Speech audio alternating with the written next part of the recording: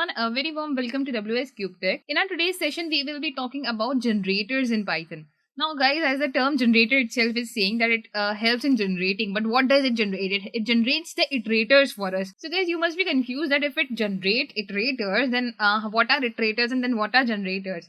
So we have covered the concept of iterators before, that it uses the iter and the next function to call each values in the for loop or in anything, in the list provider or in anything. But while if I talk about generators, the generate itself creates a function over here in which we can obtain one value at one time. So we have again a next function, and also we have the yield function over here which gives us the value. So just like how inside the function we have the return statement, similarly here we have a yield statement. But yield here does not return the value to us. If you call it, it will give you the object of the generator. While at the same time, if you use the next function, only then it will give you the value.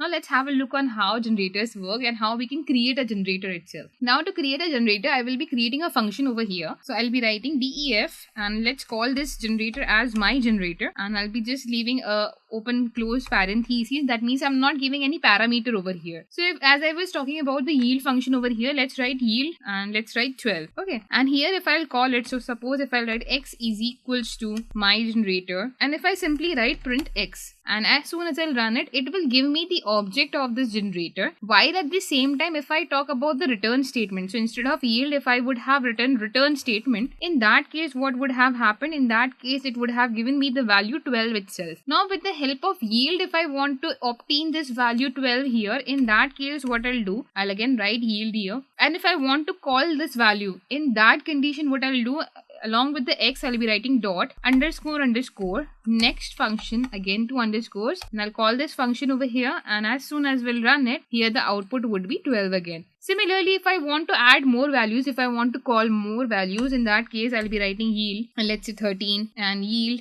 and let's say 14. Okay, and to call the next values, I do not have to do anything. I'll just copy this value, paste it here, and it will give me 12 and 13. And if I'll write it again, it will give me the next value, that is 14. Okay, so this is how we can obtain different values over here with the help of yield and generator. Now this was a simple generator over here. Now if I talk about creating a generator to find the odd numbers or the even numbers, so that can also be done over here. So here what we can do, again, I'll be calling it as my generator, but let's say this time I'm giving a parameter over here. Let's say I'm giving a parameter called as n. Okay, and here I'll be giving a condition. Along with the condition, first of all, let's declare a variable. So a is equals to, my first value, let's say, is 0, because I'm talking about all the even numbers up to 15.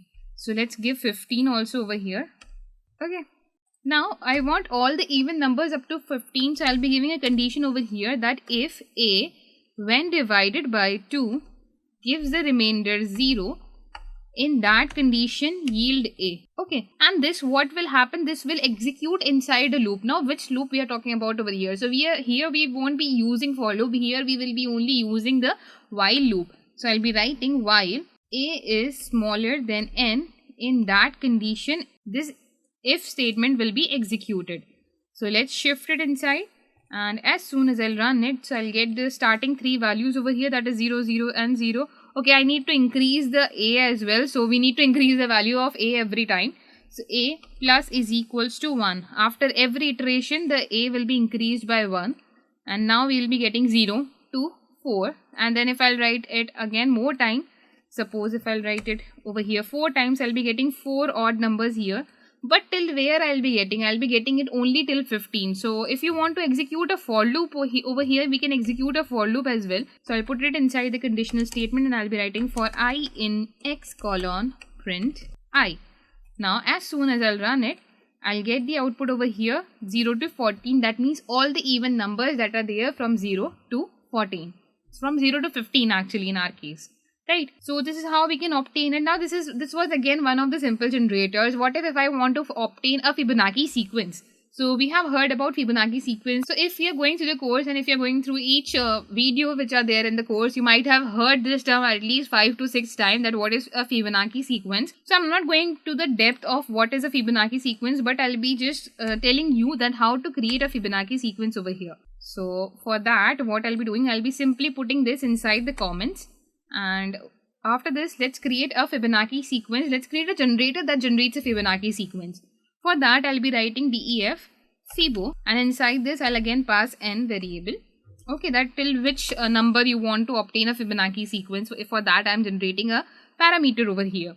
After this, what do we need to do? We need to declare two variables over here, because in a Fibonacci sequence, the first value is 0 and the second value is 1. So I'll be writing a comma b is equals to 0 comma 1. That means your first value is 0 and your second value is b here. After this, what do we need to do? Again, we need to create a loop over here. Again, we need to start a loop here. So again, I'll be writing while a is smaller than n. In that condition, what should happen over here? So I'll be writing yield a. After this, what I'll be doing? After this, we need to make sure that our a changes to b, and and the value of b would be equal to the addition of a plus b. So here we will be writing a comma b is equals to, so a will become b, so a will become b over here, while b will become the addition of a plus b. So I'll be writing a plus b, because that is how our Fibonacci sequence works, that the first value is 0, the second value is 1, the third value would be the addition of first two value, then the fourth value will be the addition of second and third value, the fifth value will be the addition of third and the fourth value. That means the third value will be the next value over here will be the addition of previous two values. So over here, if we had 0, 1, then the next value would be again 1, then 1, 1, in that case next value would be 2, in 2, 1, the next value would be 3 over here. So this is how a Fibonacci sequence keeps going on.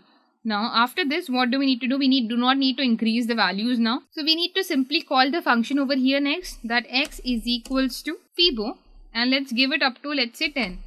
That I want to obtain values up before 10. That means it will stop at 8 over here, that we have, I guess, our fifth and sixth value in our Fibonacci sequence is 8.